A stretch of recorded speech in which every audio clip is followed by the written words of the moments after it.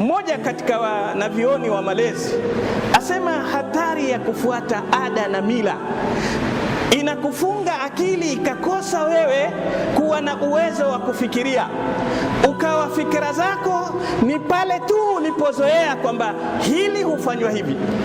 Kuna mzazi mmoja alikuwa katika hali mbaya ya magonjwa, akachelea kwamba ni mwisho wa maisha yake. Alikuwa na nyumba, kasri kubwa amelijenga.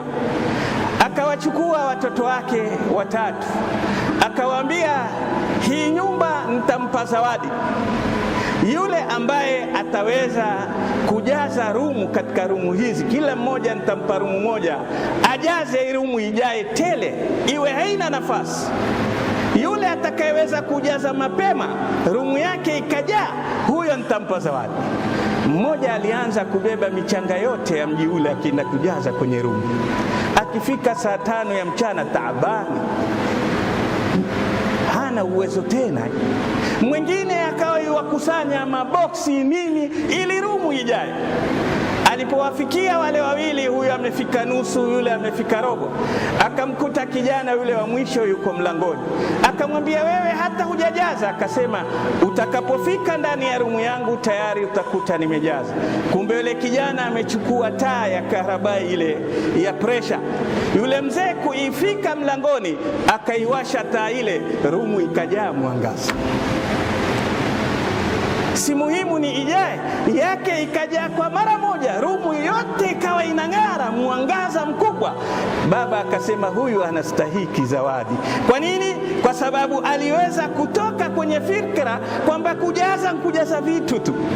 La, itachukua muda gani kama wewe mwanadamu jirumu hilo la kasri ujaze kwa mara moja kwa masaa kadhaa?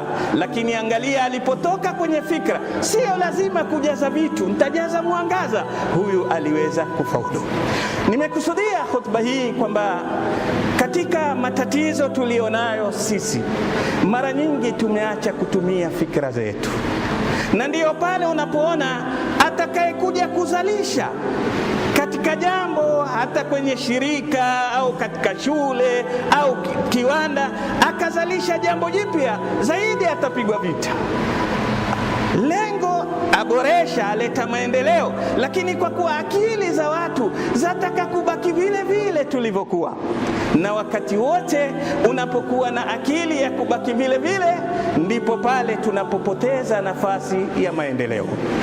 Hata masala ya muamala katika maisha yetu umekuwa mbaya kwa sababu twaishi kiada, kimazoea.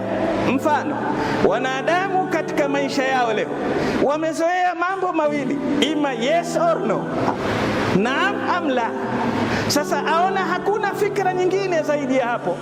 Lakini utakapotoka kwenye fikra hizi ya naam wala, ukaja fikra ya uwezekano kuwa kuna alternative nyingine yaweza kupatikana ya tatu, utakuta masala yako ya miamala yako imepanuka zaidi.